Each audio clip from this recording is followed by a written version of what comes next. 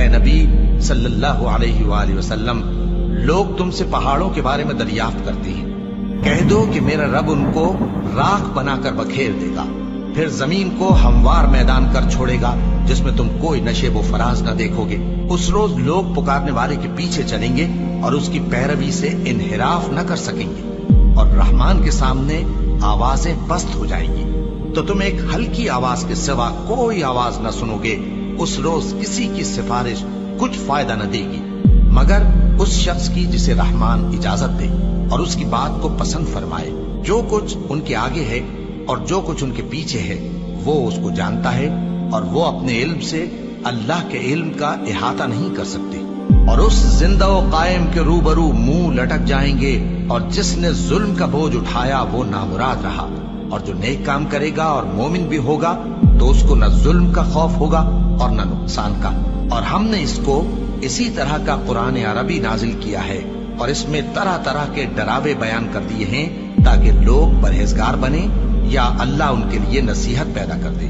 تو اللہ جو سچا بادشاہ ہے، عالی قدر ہے، اور قرآن کی وحی جو تمہاری طرف بھیجی جاتی ہے اس کے پورا ہونے سے پہلے قرآن کے پڑھنے میں جلدی نہ کیا کرو، اور دعا کرو کہ میرے پروردگار مجھے اور زیادہ علم دے۔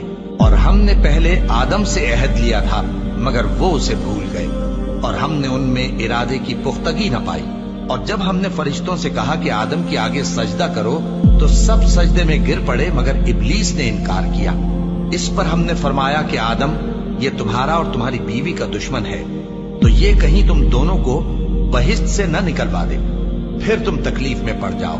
جہاں تم کو یہ آسائش ہے کہ نہ بھوکے رہو نہ ننگے، اور یہ کہ نہ پیاسے رہو اور نہ دھوپ کھاؤ۔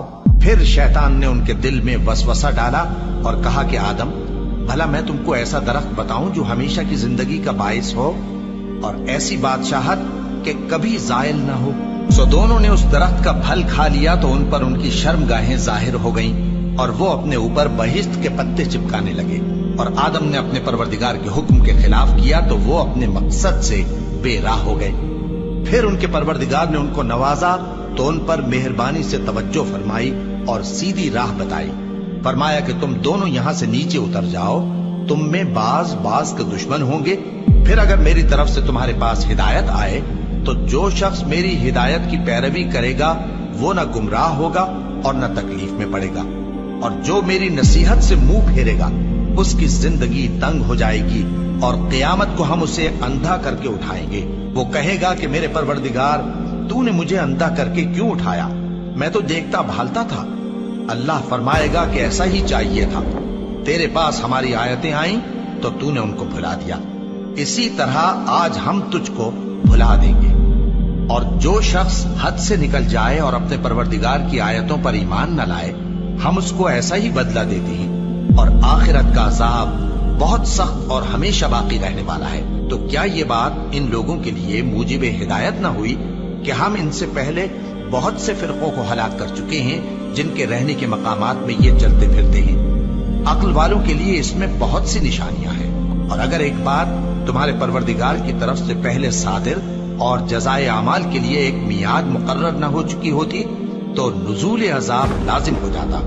بس جو کچھ یہ بکواس کرتے ہیں اس پر صبر کرو، اور سورج کے نکلنے سے پہلے اور اس کے غروب ہونے سے پہلے اپنے پروردگار کی تسبیح و تحمید کیا کرو، اور رات کی کچھ گھڑیوں میں بھی اس کی تسبیح کیا کرو، اور دن کے مختلف اوقات یعنی دوپہر کے وقت بھی، تاکہ تم خوش ہو جاؤ۔ اور کئی طرح کے لوگوں کو جو ہم نے دنیا کی زندگی میں آرائش کی چیزوں سے نوازا ہے تاکہ ان کی آزمائش کریں، ان پر نگاہ نہ کرنا، اور تمہارے پروردگار کی عطا فرمائی ہوئی روزی بہت بہتر اور باقی رہنے والی ہے۔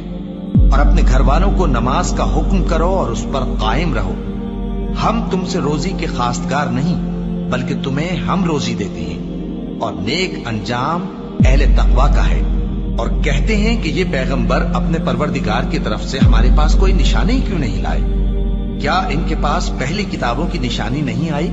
اور اگر ہم ان کو پیغمبر کے بھیجنے سے بیشتر کسی عذاب سے ہلاک کر دیتے تو یہ کہتے کہ اے ہمارے پروردگار، تو نے ہماری طرف کوئی پیغمبر کیوں نہ بھیجا کہ ہم ذلیل اور رسوا ہونے سے پہلے تیرے احکام کی پیروی کرتے۔